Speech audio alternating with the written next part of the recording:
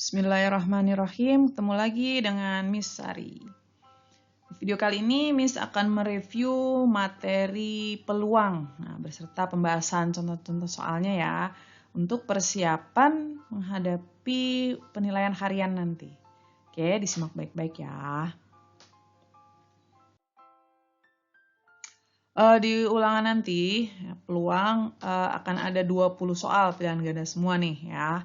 Dari 20 soal ini Miss bagi menjadi 5 pokok bahasan. Yang pertama, menentukan ruang sampelnya. Ya, bagaimana cara menentukan ruang sampel dari percobaan-percobaan, lalu menentukan kejadiannya dari percobaan tersebut. Ya, jadi ingat ya, ruang sampel kan seluruhnya, lalu kejadian itu pokok-pokoknya. Lalu menentukan frekuensi relatif dari suatu percobaan, kemudian menentukan peluangnya dari suatu kejadian, dan yang terakhir menentukan frekuensi harapannya. Ya, jadi 5 pokok bahasan ini. Sebelum ke soalnya, misalkan review sedikit materinya. Pertama, definisi-definisinya nih. Ya, peluang itu adalah cara yang dilakukan untuk mengetahui kemungkinannya seperti apa, gitu ya. Kemungkinan terjadinya suatu peristiwa. Nah, itu peluang. Kemudian ada beberapa istilah nih. Ada yang namanya ruang sampel. Nah, ruang sampel itu himpunan semua kejadian yang mungkin terjadi. Kalau titik sampel itu anggotanya dari ruang sampel, ya. Nah, si kejadian sendiri itu tergantung nanti dimintanya mau percobaannya mau cari apa gitu, peluang terhadap kejadian apa gitu. Nah, banyak anggota ruang sampel dilambangkan dengan NS.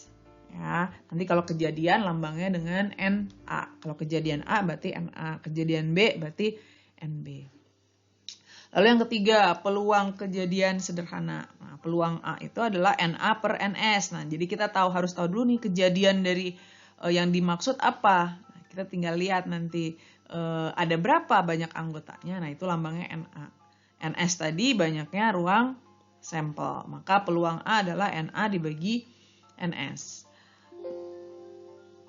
Lalu nilai peluang sendiri itu kisarannya antara 0 sampai 1. Ya, 0 itu berarti mustahil, nggak mungkin terjadi. Kalau 1 itu udah pasti. Ya, jadi 0 itu paling kecil, 1 itu paling besar.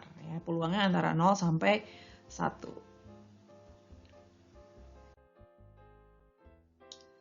Lalu ada yang namanya komplement suatu kejadian. Ya, jadi peluang antara iya dan tidak. Iya dan bukan gitu. Jadi misalkan peluang turun hujan itu 0,8. Maka peluang tidak hujannya berarti 1 dikurangi 0,8 atau 0,2 gitu ya. Jadi peluang iya dan tidaknya. Nah, lambangnya itu bisa dituliskan A aksen ya, garis 1 di atas, petik gitu, atau A C kecil di atas gitu ya. Jadi komplement. Lalu ada yang namanya frekuensi relatif. Nah, frekuensi relatif itu banyak kejadiannya dibagi banyak percobaannya berapa. Sedangkan kalau frekuensi harapan itu adalah peluangnya dikali berapa kali banyak percobaan yang dilakukan, gitu ya. Jadi ini nilai-nilai yang bisa kita cari yang berhubungan dengan peluang. Ya, jadi bedanya frekuensi relatif tinggal banyak kejadian dibagi banyak percobaan. Kalau frekuensi harapan peluangnya dikali banyak percobaannya. Oke. Kita coba ke latihan soalnya. Soal yang pertama, pada percobaan mengetos uang logam sebanyak 100 kali, jadi melemparkan uang logam nih ya, ternyata muncul permukaan gambar 46 kali. Tentukan himpunan ruang sampel dan frekuensi relatif munculnya gambar. Nah, ruang sampel dari uang logam apa? Nah, ruang sampelnya berarti adalah uang logam itu bisa angka, bisa gambar. Nah, jadi ruang sampelnya itu A dan G. Nah, frekuensi relatif munculnya gambar, berarti ya tinggal gambarnya muncul berapa kali? Oh, 46 kali. Ya udah 46 per berapa kali dilemparkan? Ada 100, berarti 46 per 100. Atau kita sederhanakan menjadi 23 per 50. Gitu, mudah ya. Kita lanjutkan.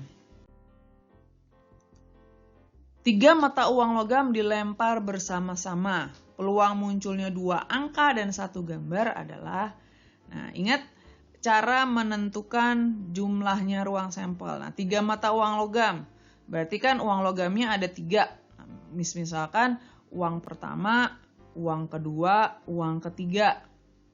Uang pertama kemungkinan ada 2, bisa angka bisa gambar, berarti ini 2. Ini juga 2, ini juga 2.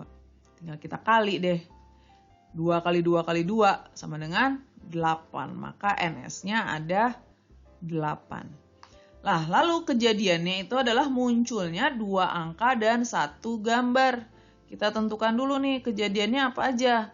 2 angka dan 1 gambar itu kan bisa AAG. Ya, lalu bisa AGA. Bisa juga GAA. Pokoknya 2 angka dan 1 gambar. Maka NA-nya adalah 3. Sehingga peluang dari kejadian A adalah 3/8. Gitu. Mudah ya. Kita lanjutkan nomor berikutnya. Sebuah dadu dan sekeping uang logam dilempar bersama.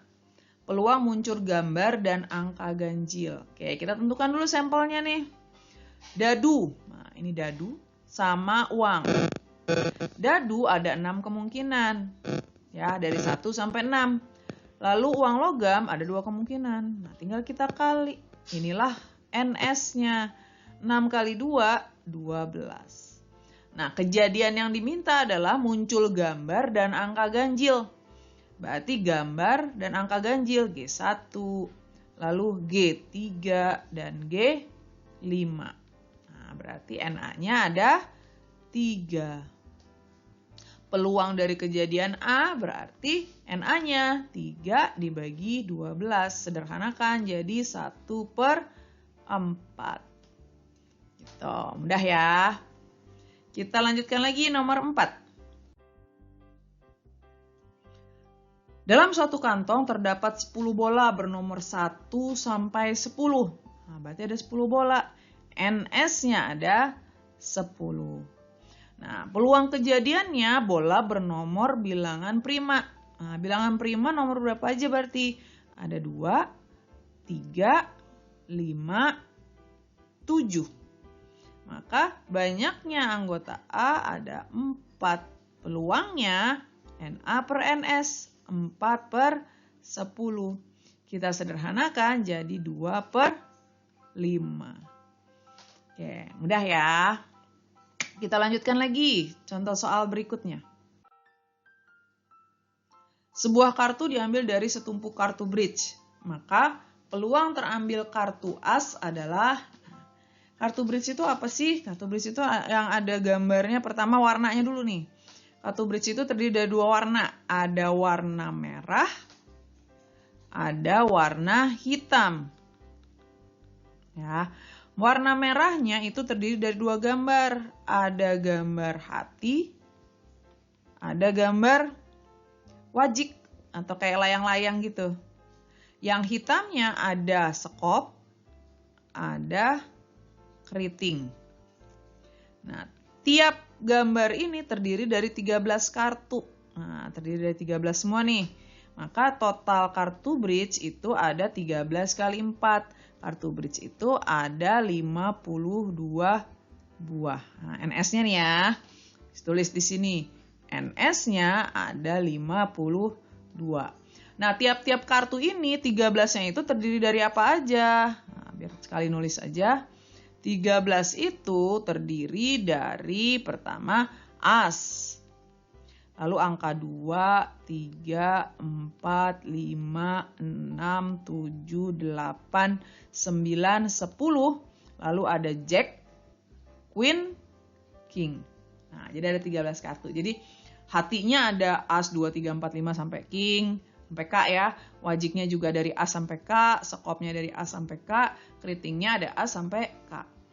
Peluang terambil kartu as berarti NA-nya ada berapa? Asnya berarti ada 4 karena gambarnya ada 4, masing-masing punya 1 as. Berarti NA-nya 4. Maka peluang dari A adalah NA per NS. 4/52. Atau kita sederhanakan jadi 1/13. Oke. Satu contoh soal lagi. 2 dadu dilempar bersama-sama sebanyak 540 kali. Nah, 2 dadu NS-nya berapa? Berarti ada dadu pertama, dadu kedua. Setiap dadu ada 6 kemungkinan, maka 6 kali 6. NS-nya ada 6 kali 6 sama dengan 36.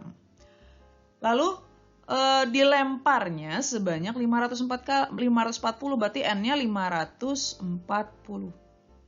Frekuensi harapan muncul mata dadu berjumlah 5 atau 7, berarti kejadiannya nih berjumlah 5 atau 7 nih. Berjumlah 5 dulu, berjumlah 5 berarti pasangan dadunya bisa, tulisnya pakai kurung ya biar kelihatan. Penjumlahan 5 itu bisa 1 sama 4, bisa 2 sama 3, bisa 3 sama 2, bisa 4 sama 1. Kalau yang berjumlah 7, bisa 1, 6, bisa 2, 5, bisa 3, 4, bisa 4, 3, bisa 5, 2, bisa 6, 1. Berarti banyak anggota A ada 1, 2, 3, 4, 5, 6, 7, 8, 9, 10. Ada 10. Nah, frekuensi harapan itu kan N dikali peluangnya nih. Banyaknya pelemparan ada 540, berarti 540 dikali NA-nya ada 10, NS-nya ada 36. Oke, kita sederhanakan. 10 sama 36, berarti ini 5, ini bagi 2, 18. 54 bagi 18, 3. 3 kali 5, 15, dikali 10, 150 kali. Berarti maksudnya ketika dia melempar 2 dadu itu sebanyak 540 kali, harapannya bakal muncul dadu yang berjumlah 5 atau 7 itu sebanyak 150 kali.